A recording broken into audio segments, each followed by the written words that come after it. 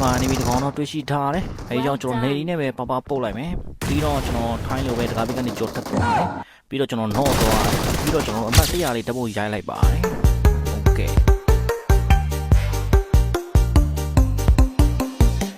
ကျွန်တော်ဇွန်နဲ့လာနေပြီဆိုတော့ကျွန်တော်ဂျိုးလင်းနေပဲခွာစီးပြီးတော့ကျွန်တော်အောက်ကိုဆင်းသွားတယ်။အဲဒီမှာစိုက်ပြဿနာတက်တာတယ်။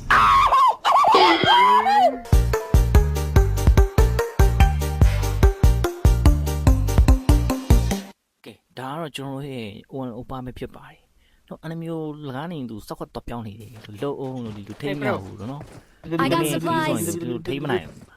။တော့ပြောင်းနေတယ်။လုံအောင် maybe ဒီလိုနဲ့ဂိမ်းဆောရတာတရက်ကျွန်တော်တို့မရိုးရအောင် နည်းပူအောင် ဆောက်ရတယ်ပြောင်းလို့နေလို့မာကြည့် enemy နေနေပုတ်နေပါတယ်တဲ့နော်။ enemy ကိုနေနေဖက်မတရားပုတ်ပါတယ်ပုတ်တယ်သူပုတ်လို့အားရတော့သူဘာလုပ်လဲဆိုတော့သူကျွန်တော်တော့ထမ်းလာတယ်မှာထမ်းလာပြီးတော့ဘာလုပ်လဲဆိုဖင်ထဲကိုဓာတ်ထိုးတယ်တဲ့နော်မေးပေးလိုက်ကဲစပီလေးတော့ဘုံတော့ဆွဲ